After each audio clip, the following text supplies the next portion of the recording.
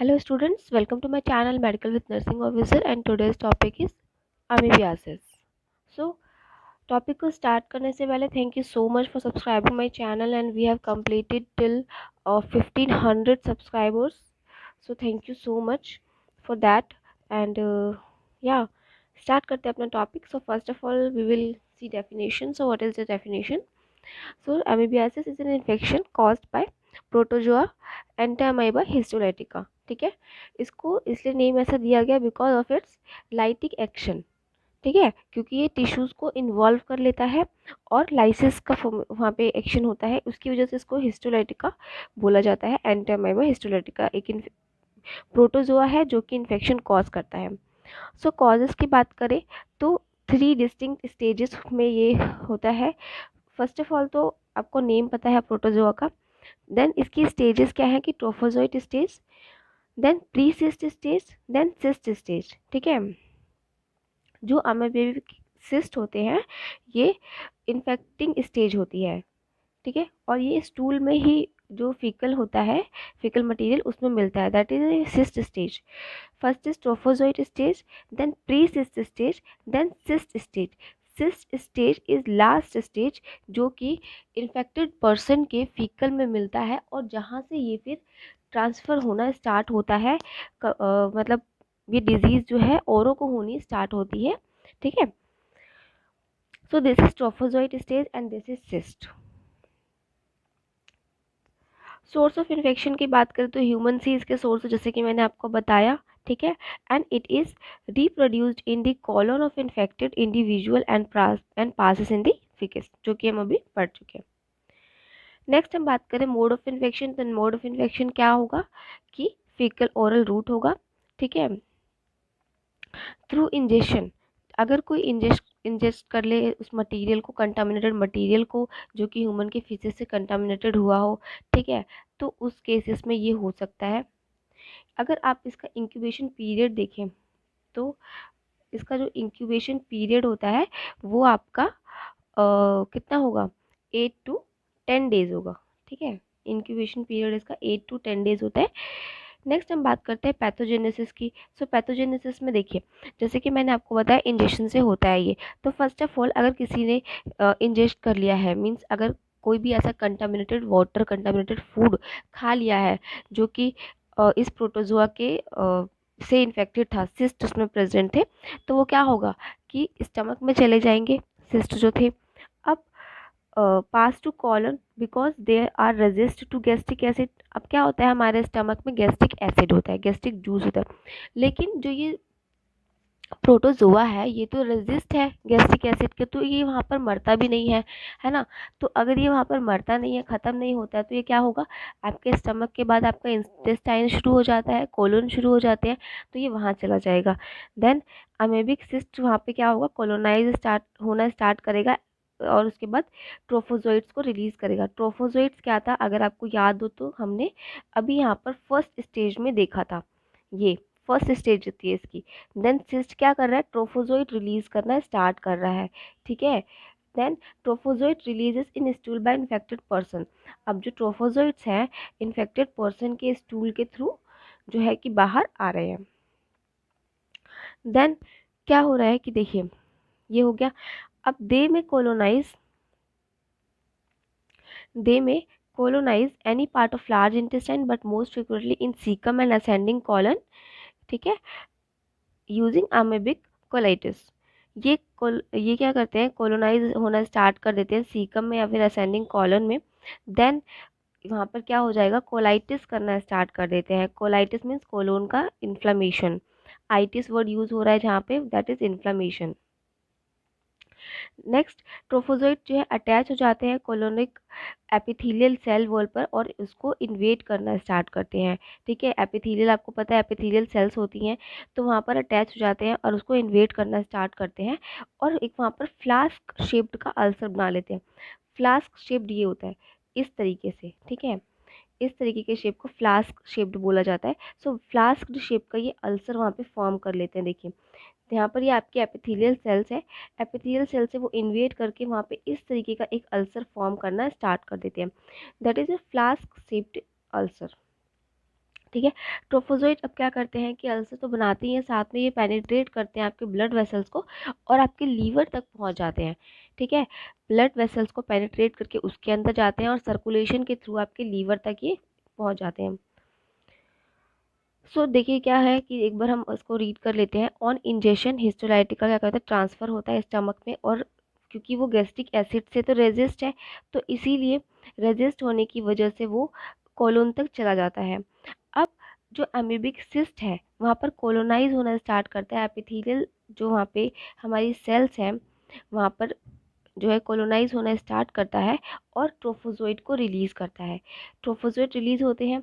जब trophozoite release होते हैं तो रिलीज़ होने के बाद वो क्या करेंगे, वो कोलोनाइज होना स्टार्ट कर देंगे लार्ज इंटेस्टाइन के लार्ज इंटेस्टाइन में। बट मोस्टली जो है कि वो सीकम में या फिर असेंडिंग कॉलन जो होता है हमारा लार्ज इंटेस्टाइन का, वहाँ पर कोलोनाइज होना स्टार्ट करते हैं और वहाँ पर कोलाइटिस का फॉर्मेशन हो जाता है। देन उसके बाद क्या होता है कि ट्रोफोजोइट जो है अटैच हो जाते हैं आपके कॉलोनिक एपिथेलियल सेल्स से, ठीक है, और इन्वेड करते हैं जैसे कि, और फिर वहाँ पर क्या होता है, फ्लास्क शेप्ड अल्सर का फॉर्मेशन होता है। ठीक है, फ्लास्क शेप्ड अल्सर का इस तरीके का अल्सर एक फॉर्म होता है वहाँ पर। यहाँ पर आपके एपिथेलियल सेल्स है, यहाँ से इन्वेड करा इसने, यहाँ पर अल्सर का फॉर्मेशन हो रहा है। तो इस तरीके के अल्सर का फॉर्मेशन होना स्टार्ट हो जाता है, जो कि आपके फिर बाद में ये आपके ब्लड वेसल्स को भी पेनिट्रेट करके लीवर तक चले जाते हैं और क्या प्रोड्यूस करते हैं, एब्सेस का प्रोडक्शन हो जाता है वहाँ पर। ठीक है, 40% पेशेंट्स में क्या होता है, अमीबिक डायसेंट्री हो जाता है। 40% केसेस में आपको अमीबिक डायसेंट्री देखने मिलेगा। ठीक है, नेक्स्ट हम बात करते हैं मॉर्फोलॉजी की।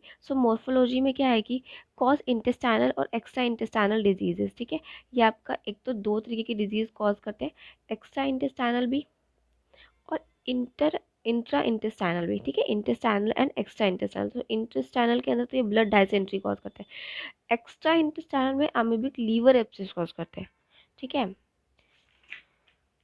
अमीबिक लीवर एब्सेस का फॉर्मेशन होता है। अब अमीबिक लीवर एब्सेस क्या होता है ये मैं आपको आगे इसी वीडियो में बताऊंगी। ठीक है, क्लिनिकल मैनिफेस्टेशंस देख लेते हैं फटाफट। क्लिनिकल मैनिफेस्टेशंस में आपका dysentery, abdominal pain and weight loss होगा पेशेंट का। Okay, then amoebic liver abscess जो कि हमने अभी पढ़ा था। अब वो क्या होता है कि ये एक मेजर कॉम्प्लिकेशन होता है इंटेस्टाइनल अमीबियासिस का। हमने पढ़ा था ना इंटेस्टाइनल और एक्स्ट्रा इंटेस्टाइनल के अंदर। इंटेस्टाइनल का जो है ये एक मेजर कॉम्प्लिकेशन होता है। इसकी पैथोजेनेसिस देखिए कि ये कैसे होता है। तो आपको बैक्टीरिया का नाम मैंने पहले ही बता दिया है, एंटामेबा हिस्टोलिटिका, सॉरी प्रोटोजोआ का नाम एंटामेबा हिस्टोलिटिका। फ्रॉम कोलोन में रीच फ्रॉम कोलोन में reach liver through portal circulation. ठीक है, जो कि मैंने आपको पहले बताया था कि ब्लड सर्कुलेशन के थ्रू ये आपके लीवर तक पहुंच जाता है। Then trophozoites kill hepatocyte and form abscess. अब वो क्या करते हैं, जो आपकी हेपेटोसाइट्स होती है मीन्स जो लीवर की सेल्स होती हैं उसको किल करके वहाँ पर एप्सिस का फॉर्मेशन करना स्टार्ट कर देते हैं। जो एप्सिस कैविटी होती है आपकी, जो उसने एप्सिस बना दिया है, वो क्या होगा कि स्टार्ट करते हैं। एप्सिस कैविटी जो है कि फिल्ड हो जाते हैं, जो एप्सिस का फॉर्मेशन हुआ कैविटी हुई है वो फिल हो जाती है brown colour odourless semi solid necrotic material से। नेक्रोटिक मटेरियल के अंदर आपका जो भी वहाँ पे पैथोजेनेसिस हुई है, वहाँ पर फैगोसाइटोसिस हुआ होगा, वो सब चीज़ें उसके अंदर आके फिल्ड हो जाती है और वो डार्क ब्राउन कलर से वो आपका कैविटी जो है फिल हो जाता है, जो कि अमीबियासिस के अंदर आता है। Size of the amoebic liver abscess, जो अमीबिक लीवर का एप्सिस का साइज़ है वो वेरी करता है। ठीक है, वेरी करता है कितना इन्फेक्शन हो रहा है, और वो एक्सीड 10 सेंटीमीटर से भी ज़्यादा भी बड़ा भी हो सकता है डायमीटर में। ये था आपका अमीबिक लीवर एप्सिस। ठीक है, this is liver, then pancreas, then आपका स्मॉल इंटेस्टाइन, ये large intestine, this is ascending colon, ये ट्रांसवर्स कॉलन, डिसेंडिंग कॉलन, है ना, ये सारा आप लोगों ने पढ़ा ही हुआ है फर्स्ट ईयर में। देन ये स्प्रेड कैसे होता है, ये स्प्रेड होता है एक तो local, then hematogenesis spread. Local spread में क्या होता है, हाउ इट स्प्रेड, ये स्प्रेड होता है लोकल और हेमेटोजेनेसिस।